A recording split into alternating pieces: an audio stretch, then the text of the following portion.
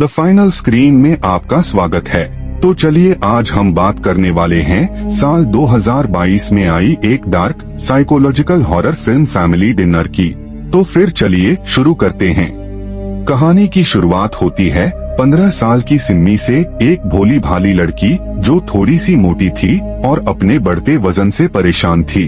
वो ईस्टर की छुट्टियों में अपनी आंटी क्लाउडिया के घर आई थी। ईस्टर यानी वो त्योहार जो ईसाई बड़े जोश से मनाते हैं। क्लाउडिया का घर एक सुनसान इलाके में था, एक ऐसा इलाका जहां दूर दूर तक इंसानी आवाज नहीं सुनाई देती थी। क्लाउडिया कभी एक मशहूर न्यूट्रिशनिस्ट रह चुकी थी, जिसने खानपान पर ढेरों किताबें लिखी थीं, क्या खाना चाहिए क्या नहीं, सेहत कैसे बनानी है वगैरह वगैरह। सिम्मी जब क्लाउडिया के घर पहुंचती है तो पहली ही मुलाकात में क्लाउडिया उससे पूछती है, क्यों आई हो? सिम्मी कहती है, आपसे कभी मिली नहीं तो सोचा इस बार ईस्टर आपके साथ बिताऊं। क्लाउडिया यह सुनकर ठंडी मुस्कान देती है, फिर कहती है, तुम एक हफ्ता नहीं रुक सकती?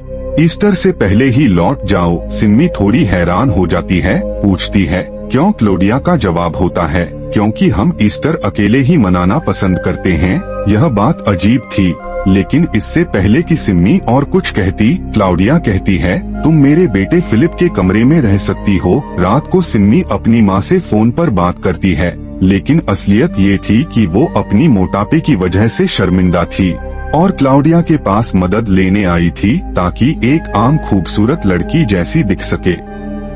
डिनर पर क्लाउडिया, उसका पति और उसका बेटा फिलिप दिखाई देते हैं, लेकिन सिम्मी नोट करती है कि टेबल पर सिर्फ फिलिप और वो ही खाना खा रहे थे, जबकि क्लाउडिया और उसका पति बिना कुछ खाए बस बैठे थे। क्लाउडिया ने बहुत प्यार से फिलिप के लिए गोश्त के छोटे टुकड़े बनाए थे और जब सिम्मी को खाने से रोका तो ये बात थोड़ी अजीब लगी। उसी रात फिलिप सिम्मी के साथ रूखा व्यवहार करता है। उसे गुस्सा आता है कि सिम्मी उसके कमरे में क्यों रह रही है। तभी क्लाउडिया आती है, अपने बेटे को गुड नाइट किस देती है और उसका फोन चेक करके चली जाती है। अगली सुबह सिम्मी टहलने जंगल में जाती है, जहां उसे सूखी लकड़ियों से बनी एक पुरानी झोपड़ी दिखती है। उसमें एक बैग रखा होता है, लेकिन वह उसे नजरअंदाज करके लौट आती है। जब वह घर पहुंचती है तो देखती है कि क्लाउडिया का पति कसरत कर रहा है और उसकी फिटनेस देखकर दंग रह जाती है। उम्र में बड़ा होने के बावजूद वह जवान लड़कों जैसा लग रहा था। क्लाउडिया उसके सामान से अपनी किताब निकालती है, जिसे सिम्मी पढ़ चुकी थी। वो बहुत खुश होती है और पूछती है, क्या तुमने मेरी सारी किताबें पढ़ी हैं? सिम्मी मुस्कुराकर जवाब देती है, हाँ, आपकी हर किताब। शाम को अचानक पता चलता है कि फिलिप गायब हो गया है। सब उसे ढूंढने निकलते हैं और आखिरकार पास के जंगल में मिल जाता है। क्लाउडिया बहुत राहत महसूस करती है। उसी रात क्लाउडिया सिम्मी से कहती है, अगर तुम पतली होना चाहती हो तो मैं तुम्हारी मदद कर सकती हूँ। डिनर में इस बार भी सिर्फ फिलिप को खाना मिलता है। सिम्मी से कहा जाता है कि उसे अगले 4 दिन तक कुछ नहीं खाना होगा। ये बात सिम्मी को अंदर से झकझोर देती है, लेकिन वो कुछ नहीं कहती। उसने खुद से वादा किया था कि वह सब कुछ सहेगी। रात को जब वो बचा हुआ खाना फेंकने जाती है तो उसका मन करता है थोड़ा खा ले, लेकिन खुद पर काबू पा लेती है। हर रात क्लाउडिया उसका वजन चेक करती है। वो कहती है, अगर तुम मेरी हर बात मानोगी तभी खूबसूरत बन पाओगी। एक रात बेड पर उसे एक मरा हुआ चूहा दिखता है, उसका सिर कटा हुआ था। डर के मारे सिम्मी क्लाउडिया को बुलाती है। क्लाउडिया उसे साफ कर देती है। सिम्मी अब उस कमरे में नहीं सोना चाहती, इसलिए बाहर सोफे पर चली जाती है। रास्ते में क्लाउडिया का पति उससे कहता है, तुम जैसी हो वैसी ही अच्छी लगती हो। सिम्मी को उसकी ये बात बहुत अजीब लगती है। 3 दिन बीत जाते हैं। सिम्मी ने कुछ नहीं खाया। फिर एक दिन क्लाउडिया को उसके बैग में चॉकलेट का रैपर मिलता है।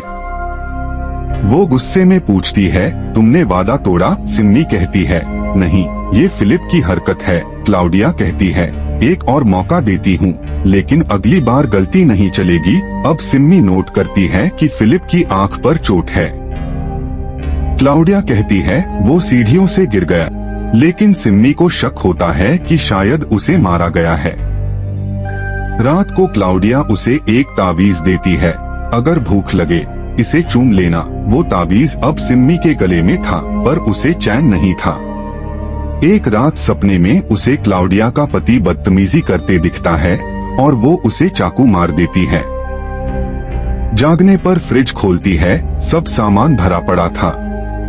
5वां दिन भूखे रहते रहते अब सिम्मी थक गई थी। क्लाउडिया का पति शिकार पर जा रहा था। वो फिलिप और सिम्मी को भी ले जाता है। फिलिप एक खरगोश का शिकार करता है जो अब भी तड़प रहा था। क्लाउडिया का पति कहता है इसे मार दो। फिलिप डरता है तो सिम्मी उसे चाकू से मार देती है। घर आकर वो फिलिप से पूछती है तुम्हें डर किससे लगता है? फिलिप कहता है मुझे अपने पापा से नहीं, अपनी मॉम से डर लगता है, वो मुझे मारेंगी एक दिन। सिम्मी क्लाउडिया से पूछती है। क्लाउडिया रोने लगती है और कहती है मेरे बेटे का दिमाग ठीक नहीं है। सिम्मी को यकीन होता है कि शायद फिलिप पागल है। फिर एक सुबह सिम्मी देखती है कि क्लाउडिया कुछ दफना रही है। जब वो जाकर देखती है तो वहाँ एक गुड़िया और फिलिप की फोटो मिलती है। वो अपनी माँ को कॉल करती है। माँ कहती है हाँ, क्लाउडिया काले जादू पर विश्वास करती थी मगर नुकसान नहीं करती। फिर क्लाउडिया पीछे से आ जाती है। अब सिम्मी को शक और बढ़ जाता है। वो छिपकर उस नई किताब को देखती है जो क्लाउडिया लिख रही थी। किताब में काले जादू की ड्राइंग्स थीं और रिचुअल्स भी, जिसमें अपने ही बच्चे को खाने की बातें लिखी थीं। सिम्मी सन्न रह जाती है। अब उसका वहां से जाना तय था, लेकिन जब वो अगली सुबह उठती है तो फिलिप गायब था और दरवाजा खुला पड़ा था। वो सोचती है फिलिप मुझे अकेला छोड़कर भाग गया। फिर उसका एक मैसेज आता है जिसमें सिर्फ एक उंगली की फोटो थी। अब सिम्मी तय करती है कि वो रुक जाएगी। ईस्टर आता है। क्लाउडिया, उसका पति और सिम्मी सब खाना खाते हैं। सिम्मी को खाना बहुत स्वादिष्ट लगता है। रात को वो बेड के नीचे देखती है, वहाँ फिलिप का वही चाकू रखा था। फिर वो उस तस्वीर को दोबारा जूम करके देखती है। ये फार्म हाउस की फोटो थी। वो वहाँ पहुँचती है और फिलिप को मरा हुआ पाती है। उसका आधा शरीर काटा गया था। सच ये था, डिनर में जो मीट उन्होंने खाया वो फिलिप का था।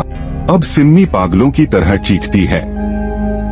क्लाउडिया का पति आता है। वो कहता है कोई बात नहीं, सब भूल जाओ। सिम्मी के हाथ में चाकू था। वो उसे मार देती है और भागती है। क्लाउडिया उसके पीछे आती है, समझाने की कोशिश करती है, लेकिन सिम्मी उसे उसी हट में ले जाकर गैसोलीन डालकर जिंदा जला देती है। गाड़ी तक पहुंचती है। वहाँ क्लाउडिया का पति तड़प रहा था। वो कहता है प्लीज मुझे मार दो, लेकिन सिम्मी कहती है तू ऐसे ही सड़ गलेगा। यही अंजाम है तुम्हारे जैसे लोगों का।